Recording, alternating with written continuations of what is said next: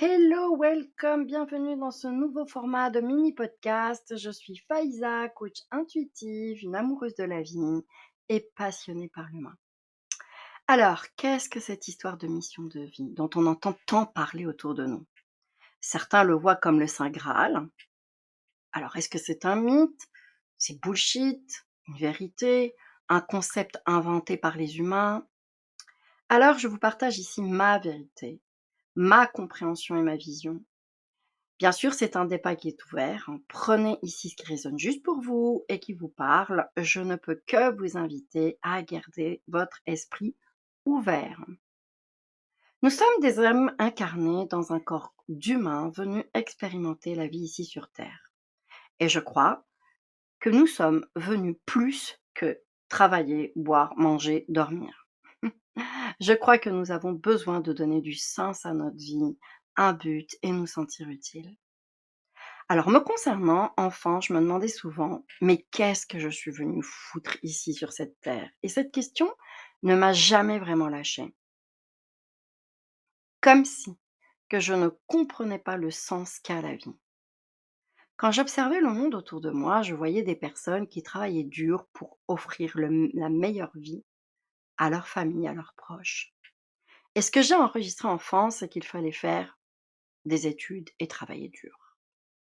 Donc avoir un diplôme, un métier pour s'assurer une belle vie, un bon salaire, puis dans l'ordre naturel des choses, contracter un crédit pour s'acheter une maison, un appartement, créer une famille, bien que ça ait du sens. Et bien sûr, contribuer à sa retraite pour pouvoir un jour espérer se reposer et avoir suffisamment de temps et d'argent pour profiter de la vie. Et ça me semblait mais complètement délirant. Ça me semblait complètement fou. Mais comme tout le monde trouvait ça normal, bah, je me suis dit que c'était moi qui étais pas normale. Alors j'ai fait comme tout le monde. Et vous savez, j'avais réalisé énormément de choses à un moment dans ma vie.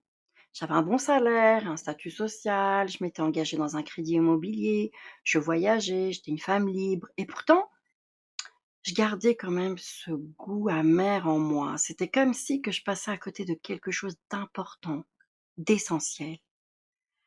Et et dans tout ça, je culpabilisais. Je culpabilisais de ressentir ce que je ressentais.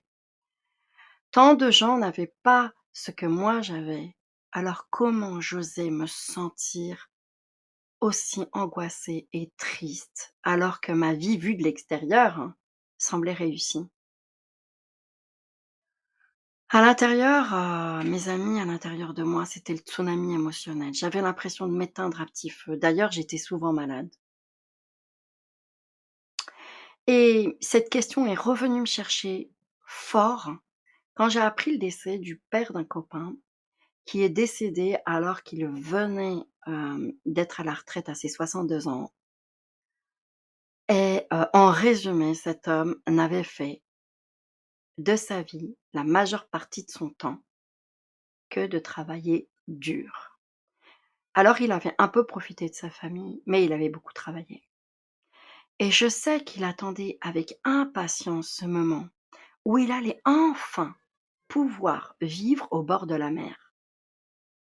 C'était vraiment ce qu'il recherchait. Retrouver cette, paix dans un lieu qu'il avait choisi. Et ce moment, il ne l'a jamais vécu. Et ça m'a foutu une sacrée claque.